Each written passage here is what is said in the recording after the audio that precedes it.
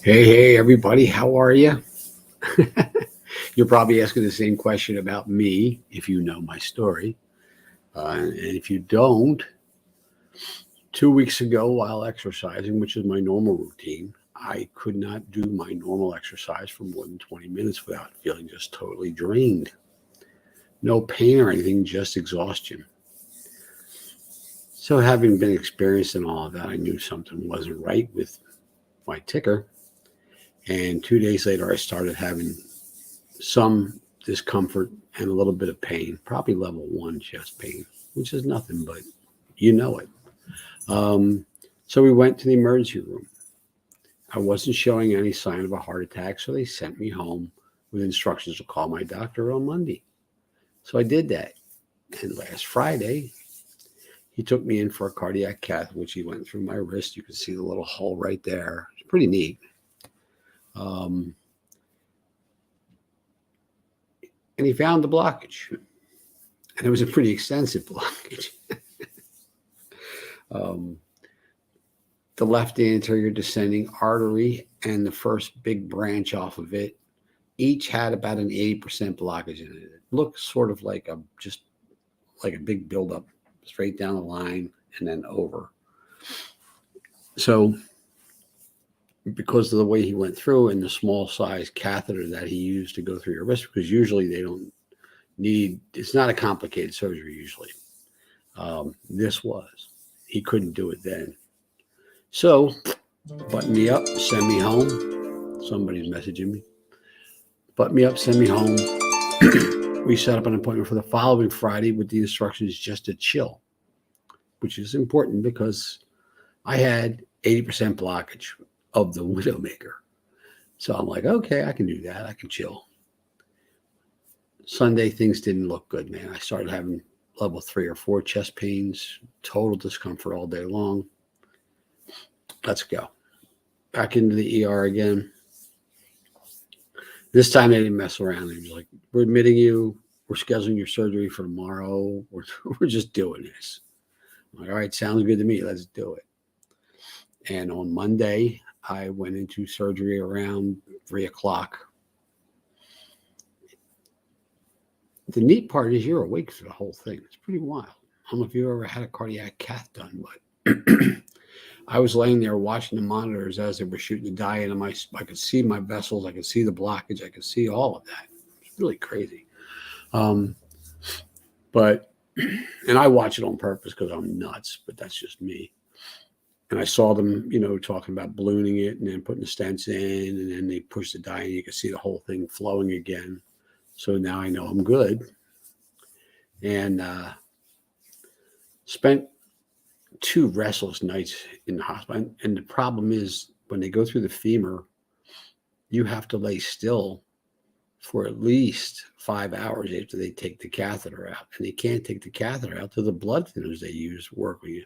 So I laid in my bed from about 4 o'clock in the afternoon, maybe 4:30, flat on my back until 2:30 a.m. because my blood didn't thin fast enough. So that was fun. But the upside is I'm here talking to you right now. We're all alive. Um, this was Valentine's Day too. That's the horrible part of my poor wife. Thank God we don't celebrate Valentine's Day like normal people. We don't go out to dinner. We don't do all that. We do that on other days because Valentine's Day restaurants are just way too packed. We don't need that. We'd rather just go there and have a good time and be, nothing against packed restaurant, but those holidays are crazy and we don't participate in that. But I'm home. I came home yesterday around noon. The discharge was really good, man. It was smooth. And I got here and I have now a continuous glucose monitor because I'm trying to control my sugars better so that this doesn't happen again. Now, I have a history in family. Now I have a history, so it's possible that it could. But staying in good health, continuing my exercise program, all of these things that we preach in our program just paid off for me, whether you realize it or not. Because I it was through exercise that I realized I had a problem. Had I not been exercising, that could have easily gone to 100%, and I would have never known. And when the left anterior descending artery goes to 100%, it's when they call it the Widowmaker, guys, because guess what? It happens quick, and you never know what's coming. So there's a reason that we preach to get healthy. There's a reason we preach our program and how we run it and what we do for people. And it takes a lot of heart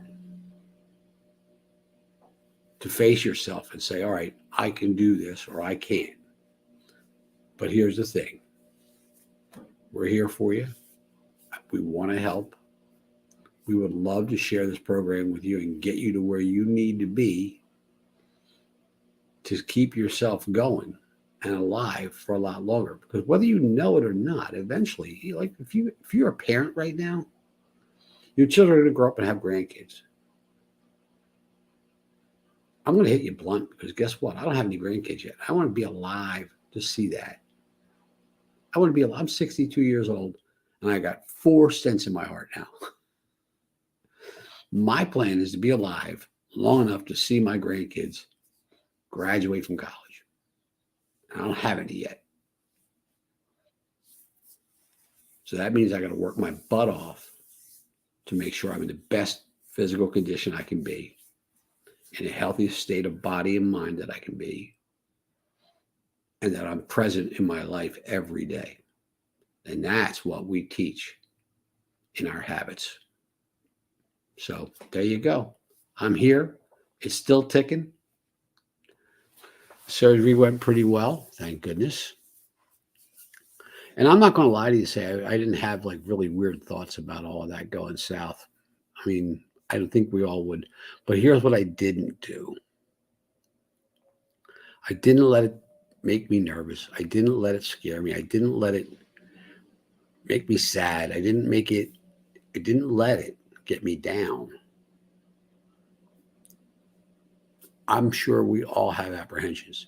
But here's the thing. If we go into it knowing that bad things can happen, but not being as concerned about that as being happy that we're there getting it fixed.